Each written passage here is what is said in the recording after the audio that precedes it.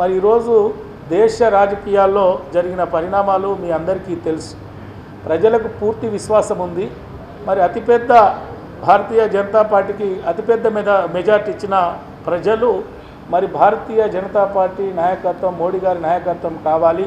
మరి భారతదేశంలో అభివృద్ధి సంక్షేమ కార్యక్రమాలు ముందుకు పోవాలి, ఈ భారతదేశ భద్రత సుభిక్షంగా ఉండాలని విశ్వసించారని నేను ప్రత్యేకంగా మీకు మనవి చేస్తున్నా. ఎందుకంటే 40 మంది కలిసిన కూటమి, ఇండియా కూటమికి వచ్చిన ఓట్ల శాతం, సీట్ల శాతం, మరి ఎన్డీఏకు వచ్చిన ఫలితాలు కూడా మీరు గమనిస్తున్నారు. కాబట్టి ప్రజలకు పూర్తి విశ్వాసం మోడీ గారి నాయకత్వం పైన ఉంది. ఆ మోడీ గారి సహకారంతో వరంగల్ పార్లమెంటును అన్ని విధాలుగా అభివృద్ధి చేస్తాం. మరి అధికార పార్టీ అనేక హామీలు ఇచ్చారు. 6 గ్యారంటీలు, 420 హామీలు, మోసపు మాటలు, మాయపూరిత మాటలు చెప్పి మరి మొన్న ఈ వరంగల్ పార్లమెంట్ గెలవడానికి ప్రయత్నం చేసిండు. అది సఫలీకృతమైంది. ఏం చెప్పారు?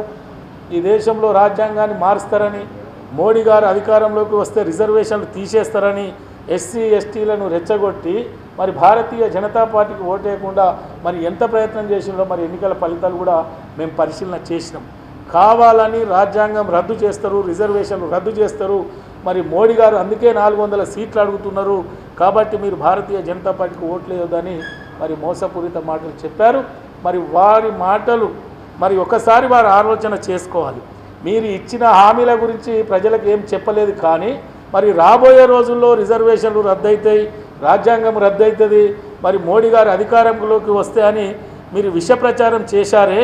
మరి 100 రోజులు గడిచినా కూడా ఇప్పటి వరకు మీ 6 గ్యారంటీల అమల్లో మరి ఏ మేరకు ఎంత చిత్తశుద్ధితో మీరు పనిచేస్తున్నారో ప్రజలు గమనిస్తున్నారు.